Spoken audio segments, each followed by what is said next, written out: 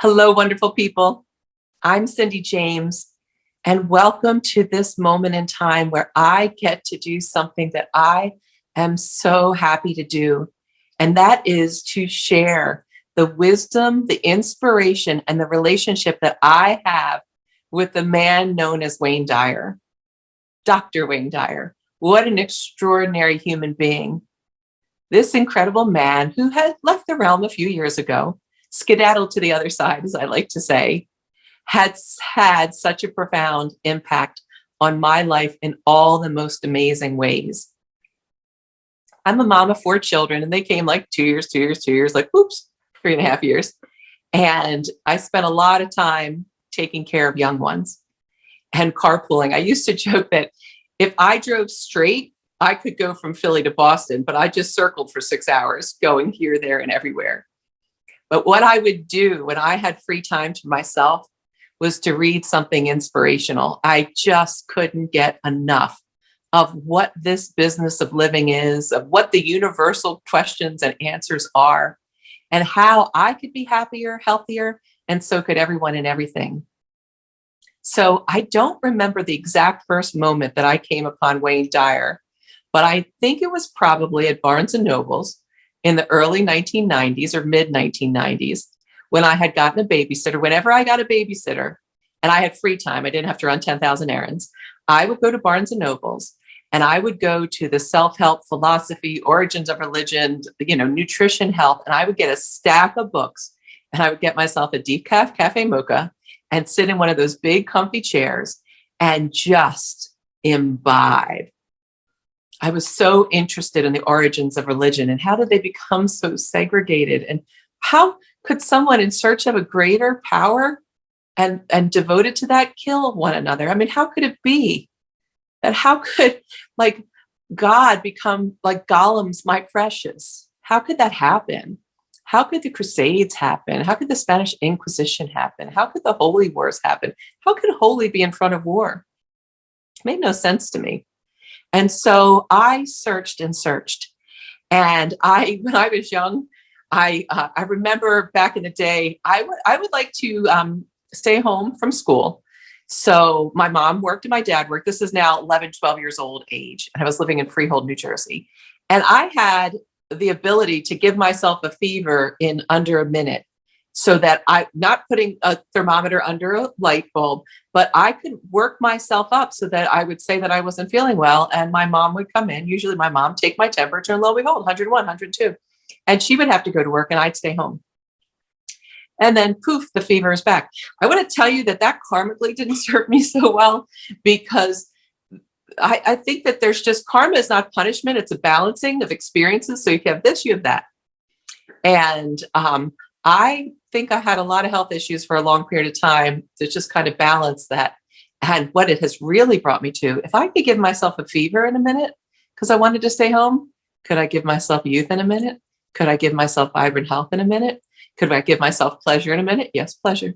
And that was really an amazing thing that I learned from Wayne Dyer. So I do believe that the first book that I purchased, which I'm going to show you right now, is The Power of Intention. Look at that man. Beautiful man. I recently saw, never before in history has there been so many resources for us available with a touch of a finger for free.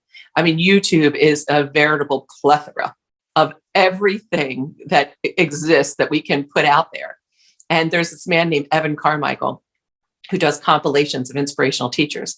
And a couple of weeks ago, I saw a montage, a long one, like a 2-hour montage of Wayne Dyer, including when he was very young and still had hair, which I don't know that I'd ever seen him with hair.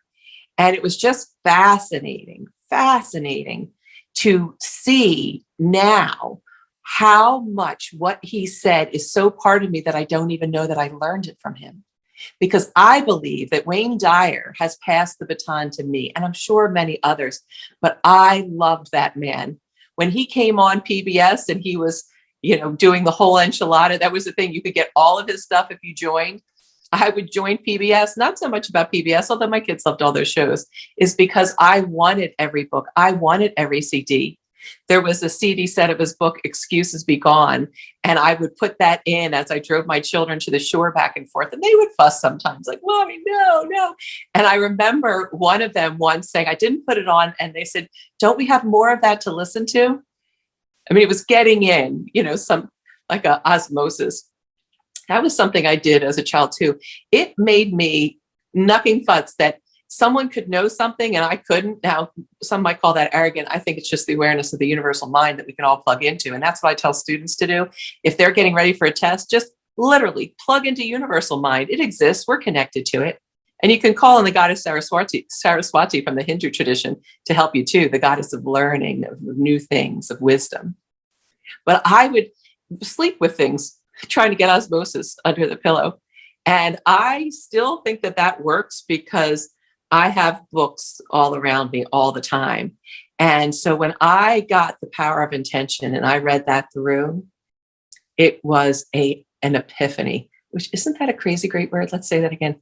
Epiphany, like an awakening. This is the age to awake now. And what Wayne Dyer taught me is that I didn't even remember it was him until I saw this Evan Carmichael montage, is that people search for occasions to be offended. They seek occasions to be offended.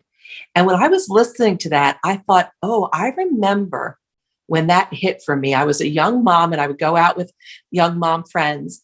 And what we would do is drink some wine and complain about how tired we were, how difficult it was to be a mom, and usually how the husbands weren't stepping up. And there was a certain rush from that, like maybe from some sort of bad drug, like it was a rush. And there was this pseudo sense of belonging. Oh, yes, I'm a victim. You're a victim. They're stupid and bad. We're the better ones. And look how much we belong. And I remember doing that regularly for a couple of years until, and maybe it was contemporaneous with reading Wayne. Actually, it was contemporaneous with reading Wayne because, he and I are friends. I really do believe he's one of my guides. And I'd rather be crazy happy than crazy miserable. You have a choice in this world. You can either be crazy happy, positive, optimistic, imaginative, or crazy miserable, and then really imagine the worst case scenarios. But I thought that's what we're doing. We are seeking occasions to be offended, and then we are like smoking the pipe of that with each other. And although it felt really good for a few moments, and certainly the wine might have helped numb a bit or, let some of the intense pressure go. But I was not moving forward, nor were the people I was hanging out with, in my humble estimation. And I started to back out from those groups. And I think that's something that human beings, we have an innate drive to belong because it does reflect the truth that we are one. But when we find our belonging from something that excludes or suppresses or oppresses anyone, whether it's a family member, a race, a gender, a sexual preference classification, an economic class, anything, a religion, when we do that, we all suffer. It's like, I say it's like cutting off your big toe because your knee hurts or whatever it might be. It's just, we're all part of oneness. And when I thought about what Wayne Dyer said, the seeking occasions to be offended, and learned later in my life as I became a teacher of healing arts and self-transformation, that there is something called negative pleasure and that we get a rush, like a hit of something. We get a rush from being right. We get a rush from proving how bad we are or how much harder we have it than our partner, our spouses, our kids, or other people. We get a rush from seeing things in the world and saying how we see how wrong it is. And that judgment, that little judgment, which is never really our job, causes us to lose our connection to the natural longing to grow in awareness. I say that this earth is a great game of peekaboo.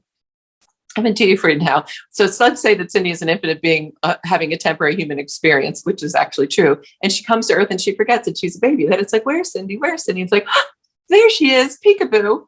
I think why children love the game peekaboo is because it reflects the whole freaking thing we're doing here. And it is delightful. And it's a little concerning. You see babies' faces when you go, before they really realize that it's just a fun game and they really do think with the object permanence or impermanence, whatever that doctrine is, that you are in fact gone. And then you come back and then the delight or a great game of hide and seek. Like, where's Cindy's infinite self? Where's her true nature? Oh, there it is.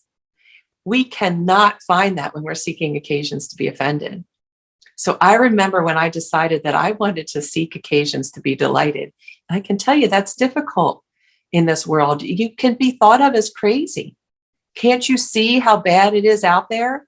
And then what I thought was such an incongruence or a hypocrisy, but I say that with such lightness because I still have hypocrisy. And if you're on earth, like, welcome, earthling. We all come here to forget and remember. So there's no prize. I love this quote that says, saint has no pride of place, and sinner has no sting of eternal degradation, because who was once the saint was then the sinner. And that comes from the Indian spiritual avatar of the age, Meher Baba. And I think, how amazing is that? So I don't have to occupy myself with those kind of activities that give me a rush. Doesn't mean that I'm turning a blind eye. And I will say that is the argument that people use time and time again, that if you become like Pollyanna, pie in the sky, then you're denying the actual heinousness that's going on. I say emphatically not. What I have chosen to do is not to turn a blind eye. I am as aware as I know how to be and continue to grow to be about the heinousness of this delusion that we are separate from each other and from the oneness that we spring from and will go to.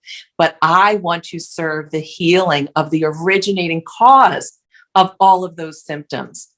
I want to serve the originating cause of racism.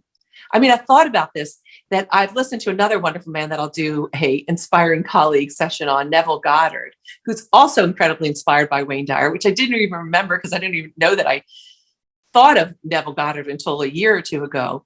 But what this man says is the power of the imagination is synonymous with the creator. Whatever God is the very same power of your imagination.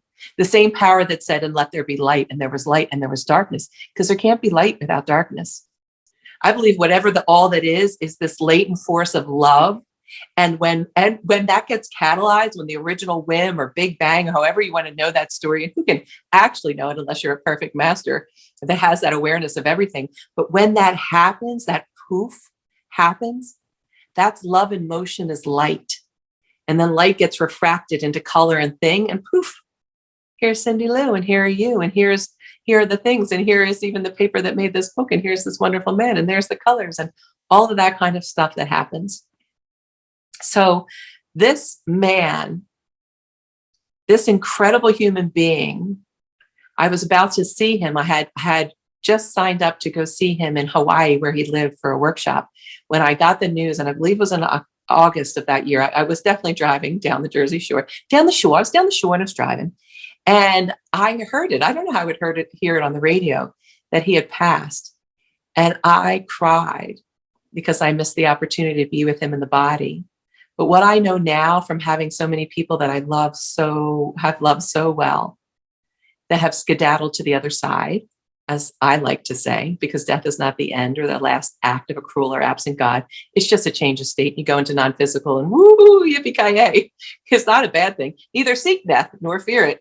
But when death, it comes to you, it's converted into a stepping stone for higher life. If death has any value, it's to teach the individual the true art of living. Also, that's Meher Baba. Maybe this is also an inspiring colleague, Wayne Dyer, Meher Baba mashup. But I love that so much, the true art of living. And I remember making that stand on the truth within. I have a bumper sticker that says that. It's a long quote, but it says, learn your art of taking a stand on the truth within, and your life will end in never-ending sweetness. I am feeling the infinite fun of sweetness now, and especially with respect to what Wayne Dyer did. I mean, he made this movie, I think it was called The Shift. I remember watching it with my family, and everyone's like, oh, Mom's watching these things again. I'm like, but but Wayne taught me this really, like Wayne, my friend, I love it so much. I also believe I'm friends with Ryan Reynolds and Blake Lively. So Ryan and Blake, because Green Lantern was so inspirational for me for going for the Galactic Council, Women All Genders Welcome, and being inspired to be a force for good, even though I think I might not be the likely candidate like Hal Jordan did. But so with Wayne Dyer coming into this being this catalytic force for more, that we can align and feel our way into our new life. That was one of the tenets, which I now find he learned from Abraham Hicks, which I didn't know who Abraham Hicks was. And I've had the great pleasure to be in the company of that infinite intelligence flowing through Esther Hicks and actually be in conversation with that energy. And knowing that that body of wisdom was so inspiring to him too. So I see this matrix, weaving matrix, also, by the way, my Green Lantern ring. This is a green tourmaline ring, which is also very crazy, great, and powerful. But coming back to Wayne Dyer and the shift, I thought like, wow, whatever platform that we can initiate that will help us, and this is the term he used, marinate ourselves in positivity. I mean, I remember nursing my babies and watching the show ER, which was on from 10 to 11, and then they would go to sleep around that time, and I'm like up, and then watching action news, dun, dun, dun, dun, I mean, murder, mayhem, all that. And no wonder people have to watch late night TV.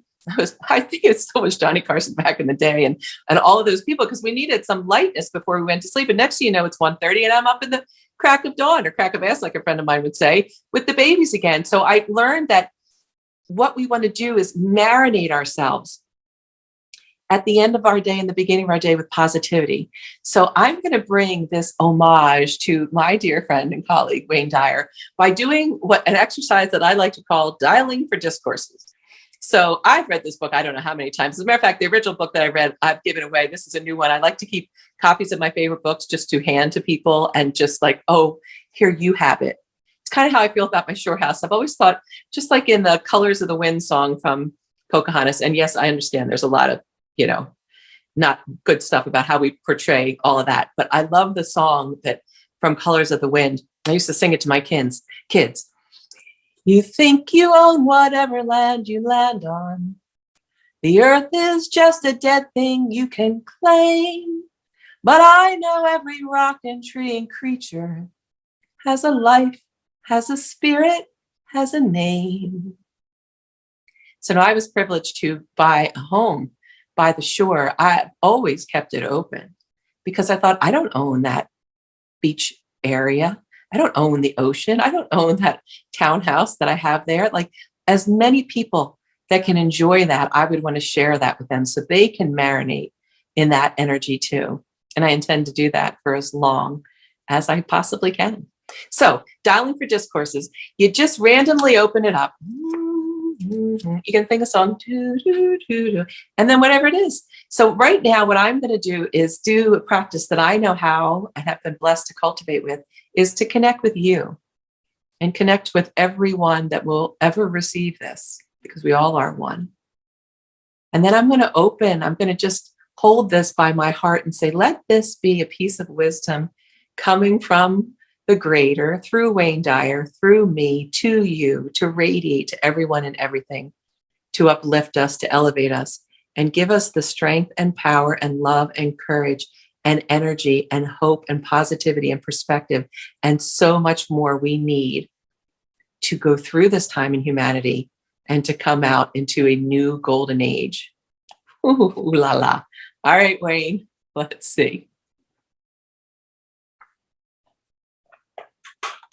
All right, so when you celebrate differences in others as interesting or enjoyable, you're loosening your identity with your ego. The holy relationship is a way of matching up with the universal source of creation and being peacefully joyful. Any relationship, or even an encounter from the holy perspective, is a coming together with a beloved self aspect and discovering a stimulating connection with the power of intention. I mean, if that man were here, I would kiss him for sure. I'll kiss him anyway. So what I just did a superhero energy tool, and I think it's just amazing because it's so in alignment with that. I was like, if you want to have some energy, see someone and be someone that. And I'm saying now I probably learned that from Wayne, but that holy relationship matching up with the universal source of creation in one another does give us a rush of that stem cell energy that made us in the beginning, that made the heavens and the earth, and that will lead us sustainably and powerfully towards the life of our dreams. So thank you so much for joining me on this first ever Inspiring Colleagues series. And thank you, Wayne. I feel you here now, and I feel your presence with so many. And I am so grateful for how the greater showed up in you. Love and blessings, all dear, wonderful, amazing. Use your power of intention, people. Mwah.